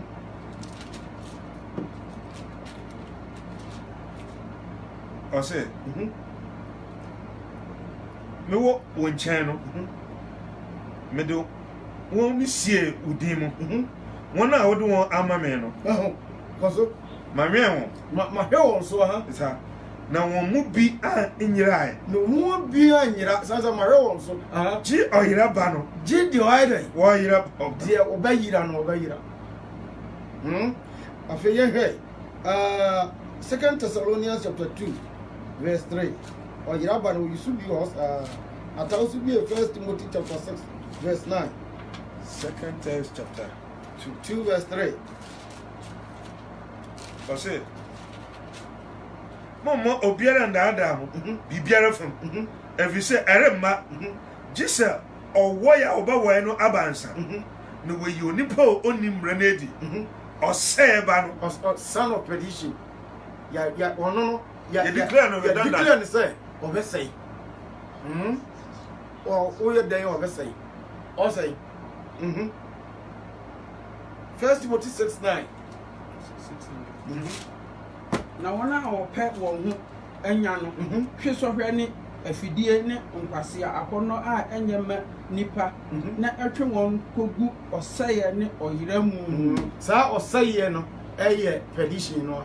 Enti obi ɛkɔgye sikaduro a ɔpɛ sika ɛto no kra gyegye mu a wayɛ a son of perdition. Saa na Judas fa so. Judas fa ɛne nkwa forever. Yo, you need Terry, I want to say thank you. Yes. I'm an answer. You need to watch your say. If you know because I'm watching you live, brother. Good job. You are blessed. Thank you, Kaku. Ya chiawo. Na so for you know the mommy dey say ne. When you church here, you pray me presby na meko. Na presby church predestination. And they say no be na church because church say obawi ase na say nyame beje wo beje wo onye so onye wo ne besi bia so wo wi ase bia nyankopon no wa hyehyɛ ato dada obawi ase a kwan obefa so wo bia nyame enim dada enye no bia na wo kai ye duru Calvinism a ye be solve some problem. Calvinism na chire or chire foreknowledge and predestination. Ena ayi baako ka ho foreknowledge, predestination and total annihilation. Or can it total depravity, foreknowledge and predestination. Sa nyama we no nyina no Calvinistic doctrines.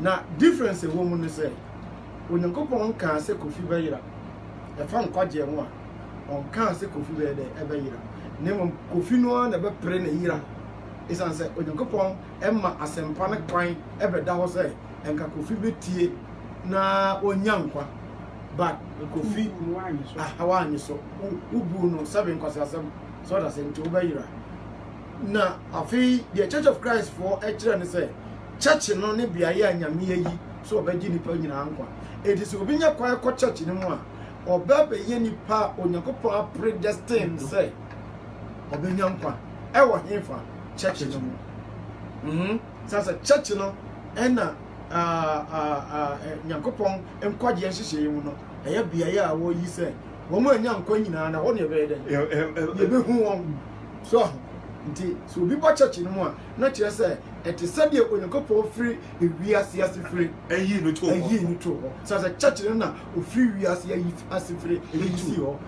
Ephesians chapter 3 verse 10 to 11. But what I say, there's a difference between total depravity any sa for knowledge any sa ni mana predestination yeah come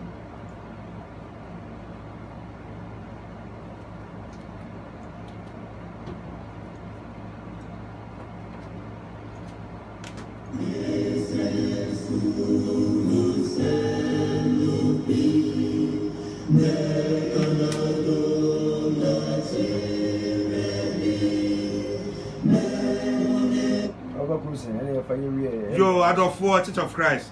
And I'm telling you, our Aquaba radio see. I'm saying a boy near Ponsebrina, Papa. Sir, we are Church of Christ in our old Dania, Sandwichy. Since what done it totally so, Cybra. Adolfo, I didn't know, ye at the Mawa. I know more goodness, I know more goodness, I do much. Now, we cross your church, Obia Nane, and Mercury so, the young one, or the Asampa Bacopa. Sir, why be your sir, Abrofon Canasa? Anna, I was say, yes, idea, oh, Abrofon can the name chair. What it be so good so come? And see, Bomadi in a such a wagon. We will be a what money every day came home. But Jina so, the years won't check. No way, Sunny. Yet the moon say, Yankupon Shira, more bar, Facebook, and more frere, every sense, Semunina, Mama and Fudge Medino. Amra Nevia, yet I was here any agenda, and the man would want some amay any tear for you now. You may want a baby beer I have from also so if I say. Now, she will shira and wadum, agree and so, any a tear for you now, Minyankopon. Or maybe beer and cassis or bustle, no one to me a muscle in the day, so a yarea, son yarea, a country no woman who buy a journal or wa, Miankopon, so, not the fufro, Kaya bustle ever tear one day, Namun should be entering going in our so. Adwumayɛfo wa kwaba menyankopɔn hyira wɔn sɛ obi emi afidie so na nanaba ɛne na busu a wɔhyehyɛ afidie na wɔma ho kwan sɛ wɔasɛm mfredi ɛnkɔ wiase fo wɔn hyira agu no so na bie kwan ma wɔn nyinaa ɛma yɛ wo ma na sankyɛ na wo ba ɛnkwagye Yesu ho asɛm ne no wɔn so wɔn san aka bi hwɛ yɛn so anadwufɛn yɛn nae na wɔma yɛ sɔre da foforɔ a ma yɛn kae sɛ wo na wɔde ahyira yɛn na ɛmfa ho na ahyɛ na ayɛ ma wo awɔ Yesu din mu nti amen. Amen.